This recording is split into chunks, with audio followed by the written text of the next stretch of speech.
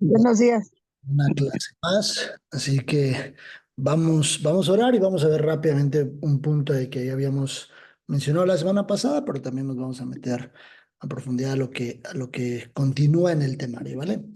Señor, te damos gracias por esta hora, Padre. Gracias por permitirnos, Señor Jesús, acercarnos hasta el lugar de tu presencia. Gracias porque hoy, Señor, podemos ser instruidos y dirigidos por ti. Te pedimos, Padre, en el nombre de Jesús, que podamos escucharte, Señor, que podamos escucharte, Señor, a través de tu palabra. Te pedimos, Dios, en el nombre de Jesús, que nos muestres cada detalle, Señor, que podamos evaluar cada coma, cada acento, cada palabra, que no solamente, Señor, nos quedemos con un conocimiento teológico o teórico, sino que nos quedemos, Señor, con una vida práctica para ti. Ponemos este tiempo en tus manos, en el nombre de Jesús. Amén.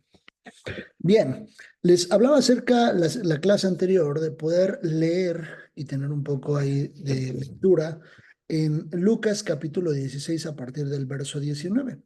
Hablamos de la parábola del rico y Lázaro. Cuando dice, había un hombre rico, justo cuando inicia la parábola, nos da la indicación acerca de que es una historia, una metáfora, una parábola donde donde Jesús iba a dar una enseñanza. No es textual, sino viene la enseñanza. Recuerden que en hermenéutica vimos también esta parte de las parábolas, una forma de escritura, las parábolas, donde Dios nos permite ver una reflexión a través de su palabra que no es precisamente una historia real, ¿no? No es una historia que en ese momento estaba sucediendo, sino una historia, digamos, que se toma como referencia para una enseñanza. Por ejemplo, la parábola, a ver, díganme el nombre de alguna parábola que recuerden. ¿Alguien una parábola? La parábola del sembrador, La de los talentos. la parábola de los talentos, las 10 vírgenes también, las vírgenes prudentes y las insensatas. Conocemos varias, ¿no? Y esta es parte dice, había un hombre rico que se vestía de púrpura y de lino fino y hacía cada día banquete con esplendidez. Había también un mendigo llamado Lázaro, que estaba echado a la puerta de aquel, lleno de llagas, y ansiaba saciarse de las migajas que caían de la mesa del rico, y aún los perros venían y le lamían las llagas. Una situación muy fuerte y vemos dos escenarios y dos contextos completamente diferentes. Una vida de un rico y una vida de un mendigo.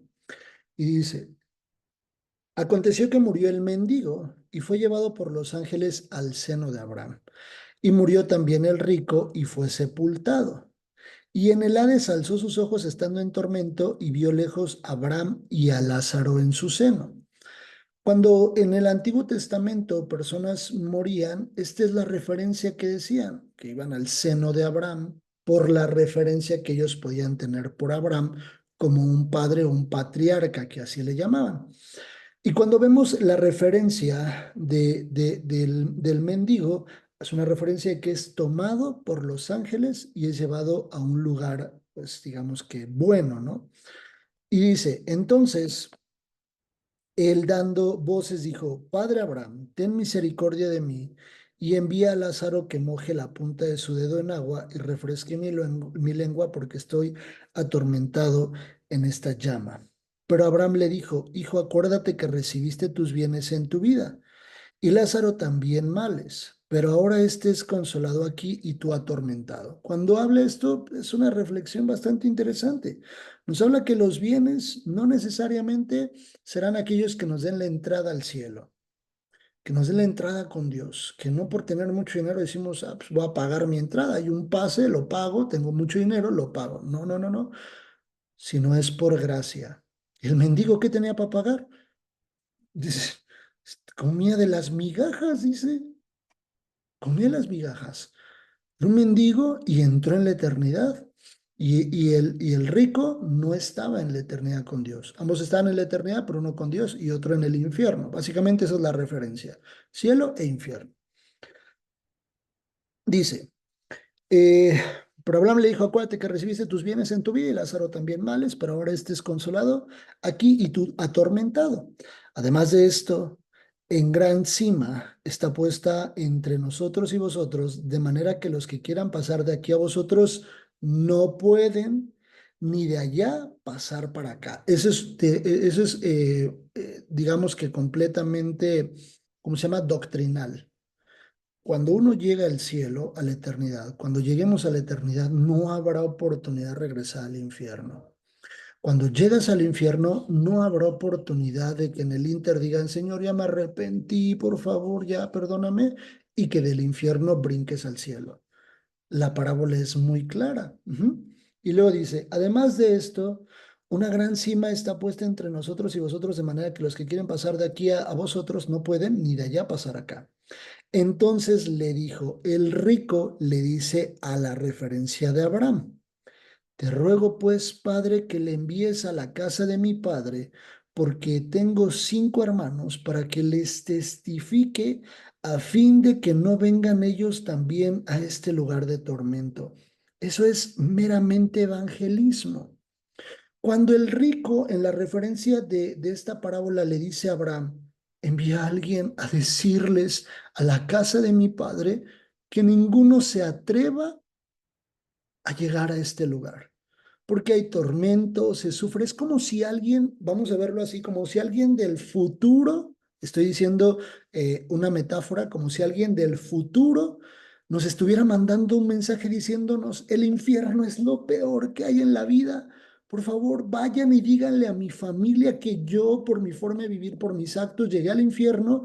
Por favor, avísenles que está horrible, que no vengan aquí. Manda un mensajero para decirles que no lleguen al infierno. Eso es lo que estaba diciendo aquí en esta reflexión. Y dice, y Abraham le dijo a Moisés y a los profetas tienen, óiganlos. Él entonces dijo, no, padre, pero si alguno fuera a ellos de entre los muertos, se arrepentirán. ¿De quién habla ahí? Cuando dice, pero si alguno fuere a ellos de entre los muertos, se arrepentirán. ¿De quién es el que habla? ¿Quién me dice? ¿Quién resucitó de los muertos? Jesús. Cuando ahí le dice, cuando le dice el rico, pero si alguno fuere a ellos de entre los muertos, se arrepentirán. Le estaba diciendo que Jesús vaya y les diga. Eso es lo que Jesús vino a hacer. Murió y resucitó y nos dijo, ninguno se les atreva a irse al infierno. El infierno no fue para ustedes. Y dice, mas Abraham le dijo, si no oyen a Moisés y a los profetas, tampoco se persuadirán, aunque alguno se levantare de los muertos. Y desafortunadamente eso pasa. Jesús resucitó y mucha gente tiene un espíritu de estupor, que es el espíritu de estupor, con los ojos sellados y los oídos completamente cerrados al escuchar y no, a no escuchar y no ver la obra de Jesús. Eso es exactamente.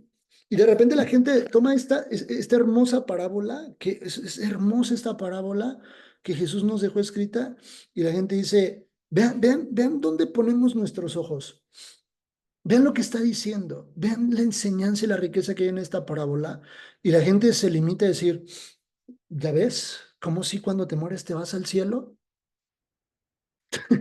Y es como diciendo, Dios, te dejé tanto, tanto, tanto, y te limitas solo a pensar, la gente cuando se muere se va al cielo. Ahí está escrito, ahí está escrito. Cuando tenemos la oportunidad de agarrar la Biblia como si fuera queso, de este queso que ¿cómo se llama? Queso Oaxaca, y empezarla a deshebrar así, así, así, así, empezándola a comer, tenemos esa oportunidad y nosotros solo nos limitamos a decir, no, ahí está escrito, ahí dice, doctrinalmente, teológicamente dice que la gente se va al cielo. No. Por eso yo les decía, escatología nos lleva a una hermenéutica para estudiar a profundidad las enseñanzas. Por supuesto, la hermenéutica nos sirve para todo, ¿verdad? Pero para estudiar las enseñanzas que Jesús nos dejó escritos, ¿vale? Bien, aclarado este punto, ¿alguna duda o comentario? ¿No? Perfecto, muy bien. Vamos a pasar al siguiente tema. Quiero que evaluemos este tema del tabernáculo. ¿Y por qué es importante? Hay muchas figuras en el tabernáculo que vamos a evaluar, muchas figuras, pero hay una parte que yo quiero dejarles en el corazón, ¿no? El tabernáculo básicamente era un lugar de residencia, era una cabaña, una casa, o en el original nos habla mucho de morada, ¿no? El tabernáculo era un lugar de morada, como un lugar de habitación, un lugar para estar, un lugar de reposo. Y cuando Dios le instruye a Moisés el levantar el tabernáculo, Dios le dice, prepara una casa porque yo quiero mostrarles que estoy cerca de ustedes, quiero habitar con ustedes. Desde el principio de lo que podemos ver, el principio de la creación, podemos ver en la Biblia que Dios ha estado dándonos un mensaje claro, quiero estar cerca de ustedes, quiero que ustedes estén conmigo, quiero estar con ustedes. Vemos la convivencia de Adán y Eva cerca de Dios. Son desterrados derivados del pecado con un juicio específico. Pero pasa el tiempo y vuelve a Dios a insistir y decirles, quiero estar cerca de ustedes. No es porque Dios necesite algo de nosotros. Dios está completo, Dios es completo, Él no necesita nada del hombre. Pero si Dios nos creó con todo el amor que Él tiene, por supuesto Él quiere que estemos cerca de Él y quiere que nosotros estemos seguros porque Él nos ama. Entonces manda a Moisés y dice, levanta un tabernáculo en el cual yo me voy a comunicar con ustedes y voy a habitar con ustedes. Cuando vemos nosotros el caminar o el avanzar de la Biblia, vemos la venida de Jesús. Dios conviviendo con los hombres en forma de hombre, siendo 100% Dios. Una forma igual del original de decirnos Dios, quiero que vean que quiero estar cerca de ustedes, que yo no estoy lejos ni soy ajeno a ustedes. Seguimos viendo, Jesús resucita, Jesús entrega su vida en la cruz para nosotros, resucita, asciende al cielo y dice, no los voy a dejar solos, les voy a enviar el Espíritu Santo. Viene el Espíritu Santo y en la Biblia dice que nosotros somos templo, somos reposo. Por supuesto, nosotros tenemos una congregación, un lugar específico donde nos reunimos, a lo que le llamamos nuestra congregación, un templo, un santuario para reunirnos. Nosotros somos la iglesia, nosotros somos la iglesia. Cada uno de los que estamos aquí somos parte de la iglesia a nivel mundial. No solamente existe una iglesia, no son muchas congregaciones conformando una sola iglesia, donde Cristo es la cabeza. Y él dice, yo estoy en ustedes, soy parte de ustedes. Ustedes, mi Espíritu Santo mora dentro de ustedes. Dios queriendo estar cerca de nosotros. Llega el Apocalipsis y vemos el arrebatamiento y vemos la eternidad y vemos que Dios quiere estar con nosotros. Algo importante que hay que evaluar es que el tabernáculo, cuando nosotros vemos la Biblia en Apocalipsis capítulo 21, dice, y oí una gran voz en el cielo que decía, he aquí el tabernáculo de Dios con los hombres, y él morará con ellos, y ellos serán su pueblo, y Dios mismo estará con ellos como su Dios. Un tabernáculo, es decir, un lugar de morada, un lugar para habitar. En Ezequiel, en el libro de Ezequiel, cuando veamos Ezequiel, hay una parte a partir del capítulo 37 donde habla de un templo, una visión que Dios le da al profeta Ezequiel acerca de un templo. Algunos teólogos dicen que el tabernáculo que menciona Apocalipsis 21:3 es exactamente el mismo templo que Dios le muestra a Ezequiel en el libro del profeta Ezequiel. Sin embargo, algunos dicen que no. ¿Cuál es el dilema entre sí y entre no?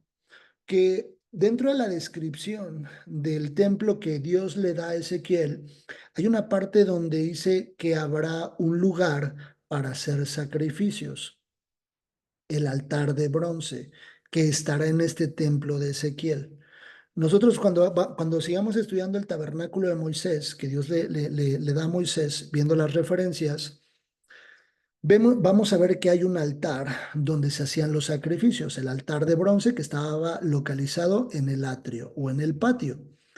Y Ezequiel dice que este templo que él ve, que es el templo que muchos refieren a Apocalipsis, en ese templo había un lugar para hacer sacrificios. ¿Cuál era el objetivo? ¿Quién me dice por 5 puntos en el cielo? ¿Cuál era el sacrificio cuál era el objetivo más bien del sacrificio en el Antiguo Testamento? ¿Quién me dice? Cubrir los pecados. Muy bien, mi hermana Tere. 5 puntos en el cielo y ahí los ángeles están aplaudiendo. cubrir nuestros pecados. Era la parte de la redención. Y entonces, al cubrir nuestros pecados, había una redención y entonces Dios traía perdón. Y dicen estos teólogos, ¿para qué va a haber sacrificio en el cielo si ya no va a haber pecado? Pues, ¿para qué vamos a estar haciendo sacrificio? Pues ya no va a haber pecado en el cielo, ya no habrá de qué arrepentirnos.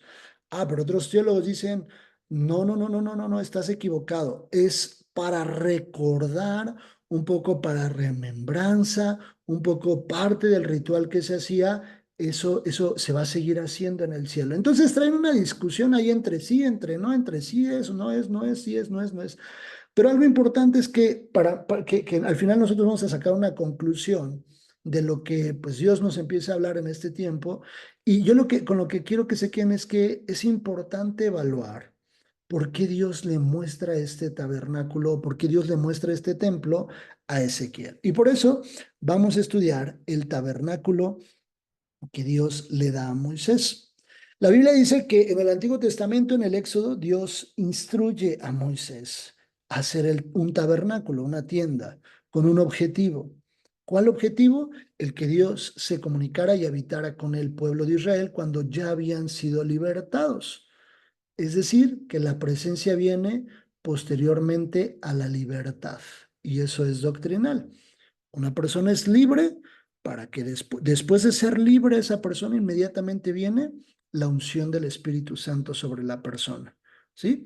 Entonces, igual, o sea, normalmente cuando una persona se ora por una persona para que Dios traiga libertad a esa persona, hay que orar para que sea llena del Espíritu Santo. Entonces, cuando sube al monte Moisés, dice la Biblia que Dios le muestra el tabernáculo.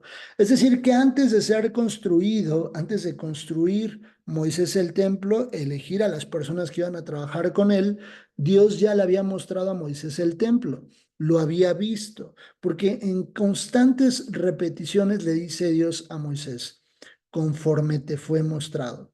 Como te fue mostrado en el monte, así lo vas a hacer. Y entonces ya lo había visto antes Moisés. El tabernáculo básicamente se compone de estos elementos. Tiene una entrada, que esta entrada ve hacia el oriente, iniciando el primer lugar o el primer espacio que hay es el atrio o es el patio, donde normalmente el pueblo convivía. Hay un altar de bronce donde se ejecutaban los sacrificios, la fuente de bronce, después lo iremos viendo, y hay un primer velo, un primer acceso. Todo esto de alrededor que se ve como una línea blanca con puntitos de un color, creo que es café, eso eran unas cortinas que estaban ancladas hacia la arena que estaba en el desierto para que por el viento pues no se quitaran ni se cayeran. Y dentro, o sea, no es como que se podía ver de afuera hacia adentro, sino hasta estar adentro. Y dentro, pues todo esto es parte de un lugar vacío, no había nada.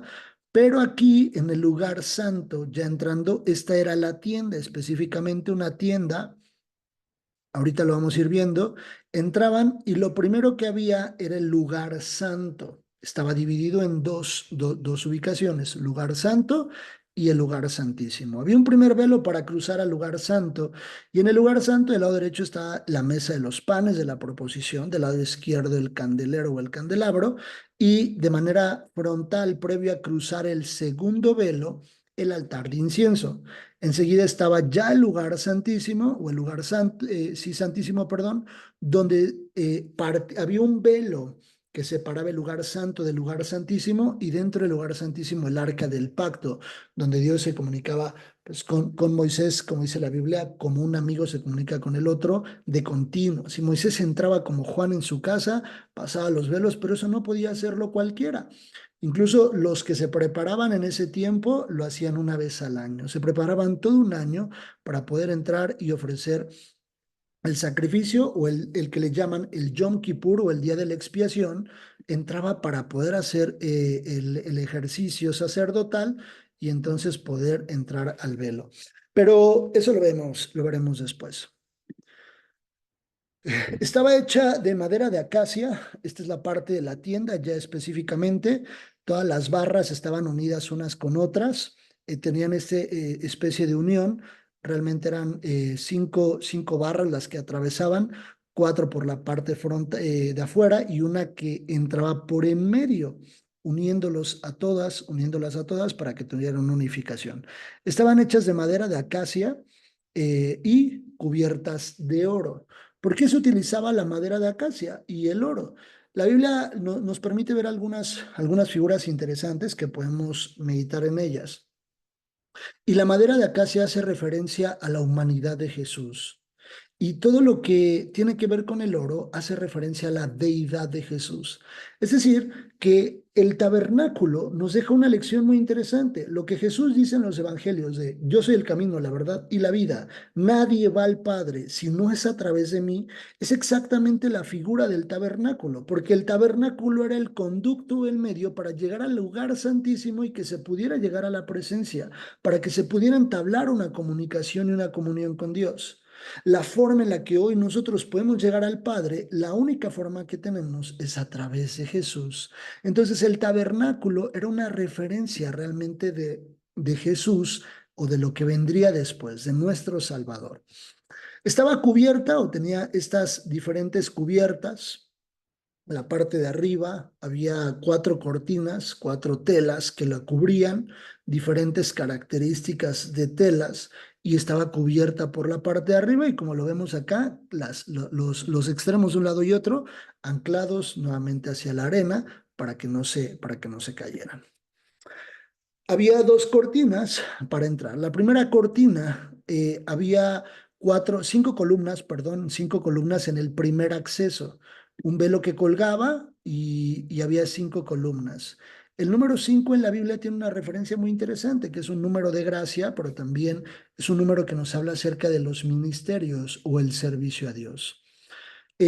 Alguna vez una persona me preguntaba, oye, profe, entonces nosotros estudiamos la numerología. No, no estudiamos numerología porque la numerología habla de adivinación.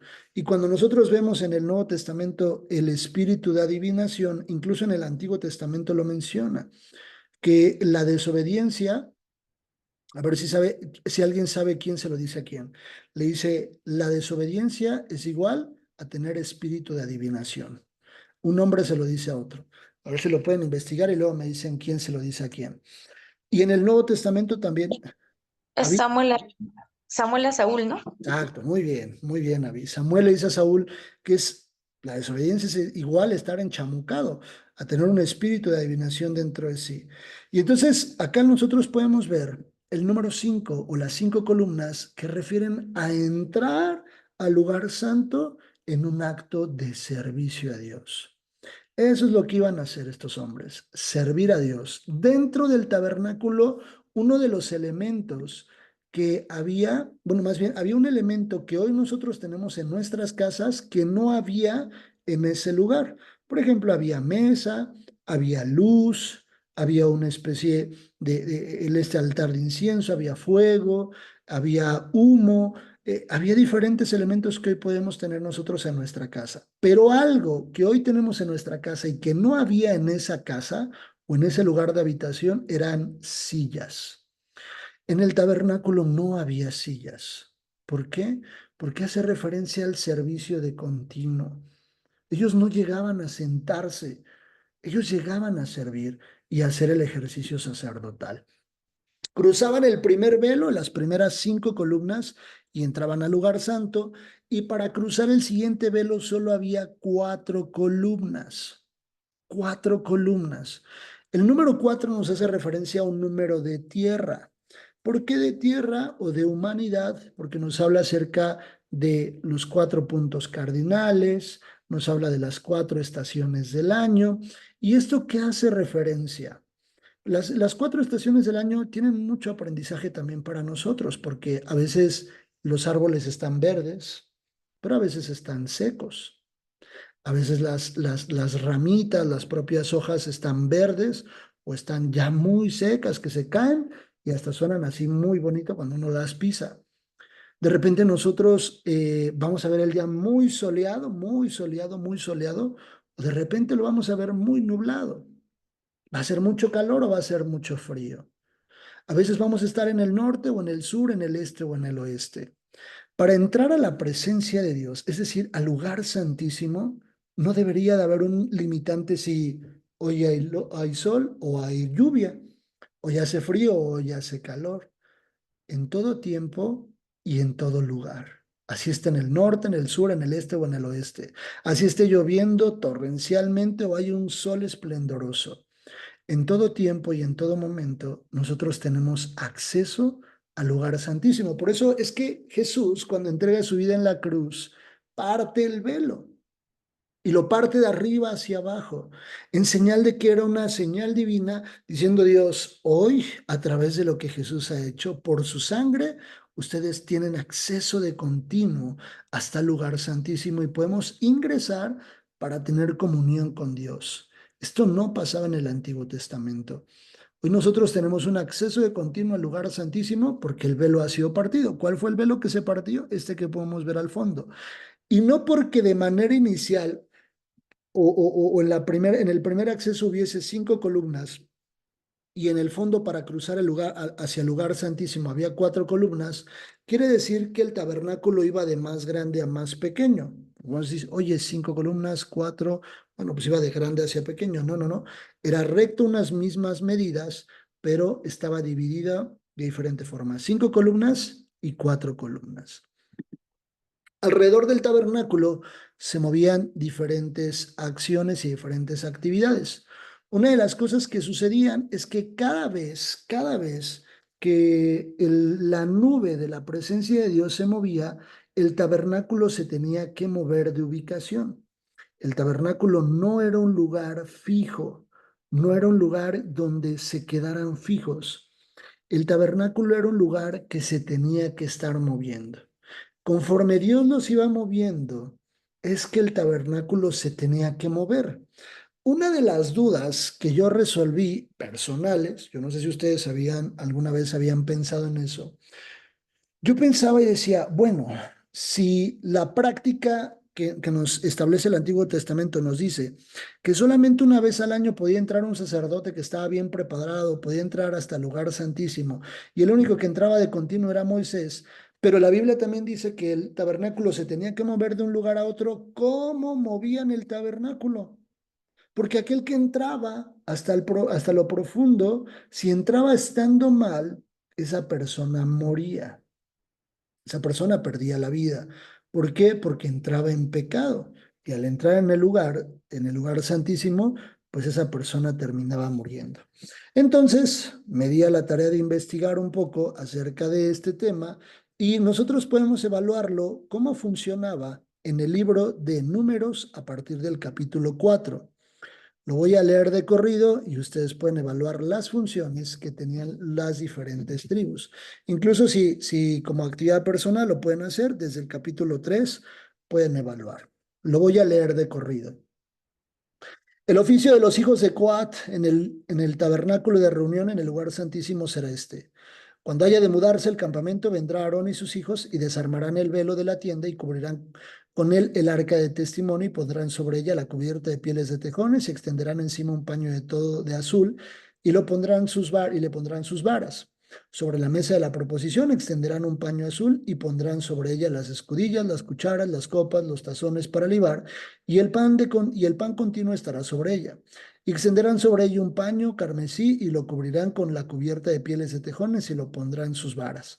Tomarán un paño azul y cubrirán el candelero del alumbrado, sus lamparillas, sus espabiladeras, sus platillos y todos sus utensilios del aceite con que se sirve.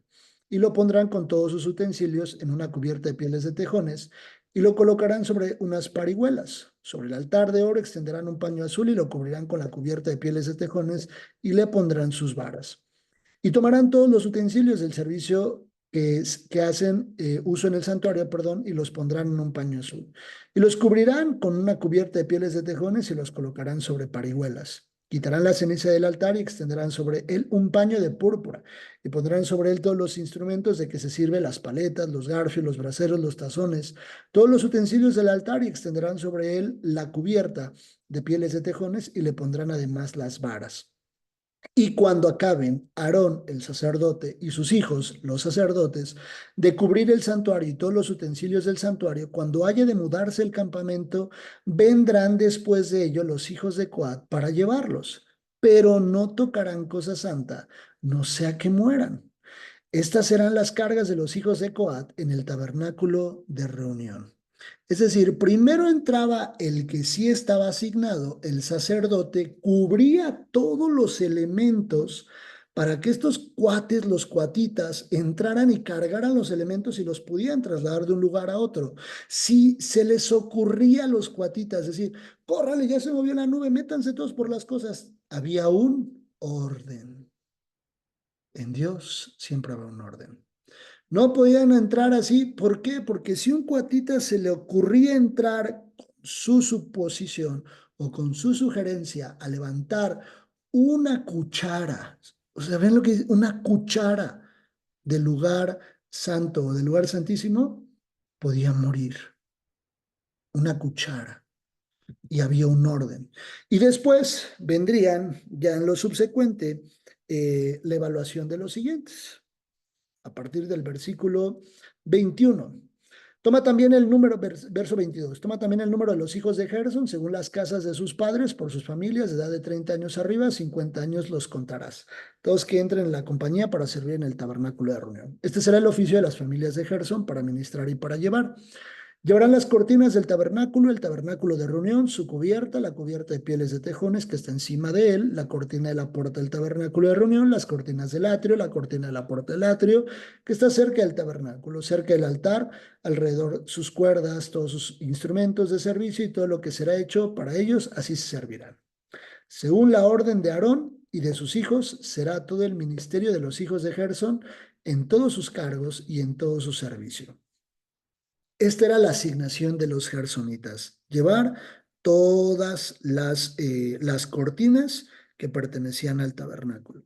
Verso 29, para finalizar, dice, contarás a los hijos de Merari por sus familias según las casas de sus padres, desde la edad de 30 años arriba hasta el de 50 años los contarás. Todos los que entran en compañía para servir en el tabernáculo de reunión.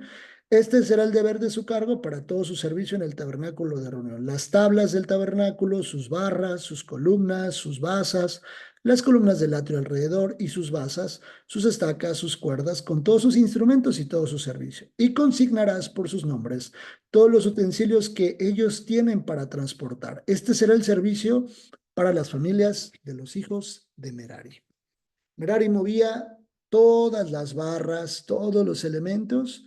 Los de Gerson, todas las cubiertas o las telas, todas las cubiertas que estaban, las cortinas, y los cuatitas eran los encargados de mover los instrumentos o los elementos que estaban dentro del tabernáculo.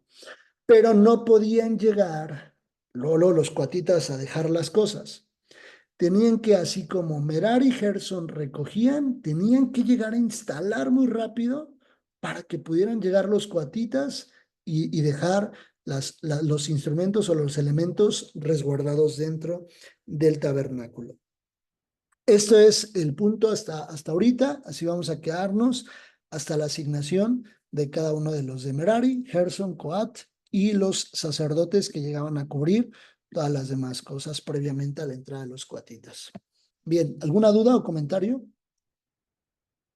¿No? ¿Todo claro? Perfecto. Por favor, acompáñenme a darle gracias a Dios por este tiempo. Señor, te damos gracias por tu palabra. Gracias, Dios, porque en